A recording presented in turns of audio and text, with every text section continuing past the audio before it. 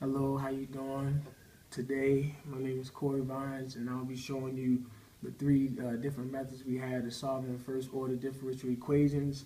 The three methods are exact, separable, and linear.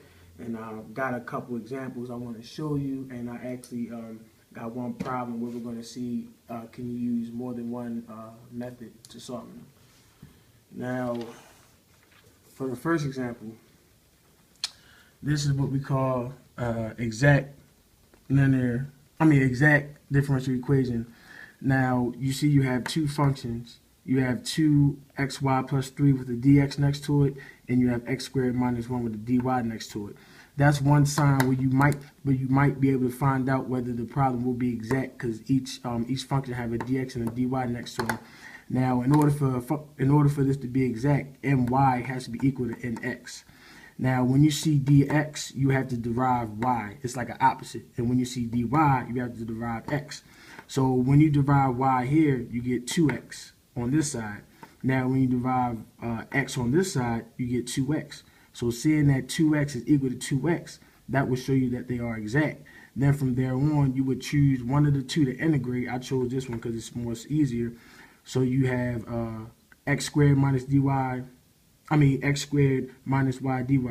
So that's equal to x squared y minus y plus h of x. Now, once you do that, you just derive this one. So you have 2xy plus h prime x is equal to 2x plus 3. And I got that 2x plus 3 from this one. So seeing that if you have to get h by itself, so you would subtract 2xy from both sides of the equation, and you will see that these two cancel. So therefore, you have h prime of x is equal to 3. So what you would do from there, you would integrate both sides. And after integrating, you would get h of x is equal to 3x. So therefore, this problem is exact. Now, this is one example of an exact problem. Now, this one is separable. Note, when you're doing the separable equation, you're trying to get dy and dx by itself. You can only multiply or divide. So right here, I have x squared dy over dx, and dy is my independent variable, which is equal to 4x squared minus x minus 2 over x plus 1, y plus 1. So the first thing you want to do is you want to get dy over dx by itself. So that way, I would multiply x squared by the bottom. So that would give me dy over dx. 4 is equal to 4x squared minus x minus 2 over x squared, x plus 1, and y plus 1. Now, this is where a separable example comes in. You have to separate the variables. So meaning you want dy, you want the y's on one side, and you want the x's on one side. So how would you do that? I would now multiply y plus 1 to the very top, which is dy. So then I would have y plus 1 dy is equal to 4x squared minus x minus 2 over x squared, x plus 1. Now that the y's on one side, the x on one side, you will integrate, and once you integrate, you just do simple arithmetic. So that would be an example of a separable equation. Now, when all doubt, when all fails, when you can't separate them, and when they're not exact, then you will have a linear example.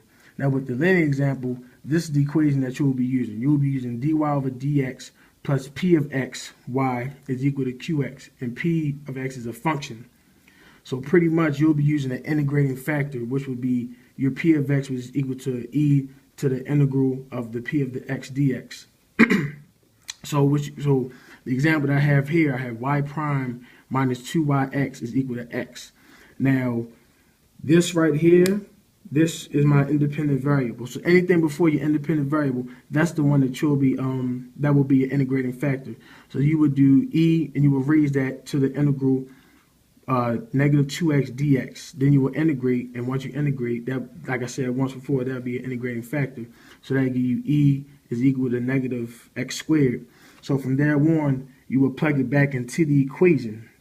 So you will have e to the negative x squared, parentheses y prime minus 2xy is equal to x, e to the negative x squared. Now from there, you will integrate both sides.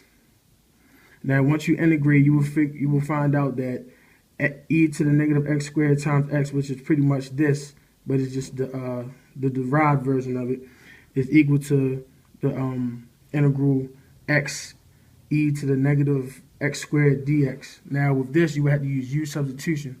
So what I did, I used u was my negative x squared, and now my du will be negative 2x dx, and I would divide both sides by negative 2. So that would give me negative half du is equal to x dx. Now from there, I will make my new integral. So saying that this is right here, this is a constant, I could put that on the outside of my integral. So I would have half integral e to the u du. So pretty much I would just plug these back in, and after that you will see my answer was y is equal to half plus c. Now those were just three examples of the methods. Now, can one equation have more than one method? And the answer is yes. For instance, right here, taking you back to my one of my exact equations, you have y squared dx plus 2xy plus cosine of y dy is equal to 0. So now you have ny is equal to nx. So you have so once you derive these, you have 2y is equal to 2y. So that means they're checked for exactness. They are exact. But now you can also check and see if they're linear. So you have y squared dx plus 2xy plus cosine dy. Now, for linear, you have to get dy and dx on the same side. So I would divide dy by both sides of the equation. So now we have x squared dx over dy plus 2xy minus plus cosine y is equal to 0. Now I would want to get this on the other side of the equation, so I would simply just subtract it from both sides. So now I have y squared dx over dy is equal to negative 2xy plus cosine y. Now, saying that dx is my independent variable, you check and see if it's linear by making sure that an x does not present, is not in front of the independent variable, which is the independent variable. So that was the check for that. And also, x can only be raised to the first power. Now you see down here we have negative 2x, so it's raised to the first power. So therefore, this equation is linear. And those are the examples that I have for you today. I hope this was very informational. Hope you learned a lot, and you all have a good day.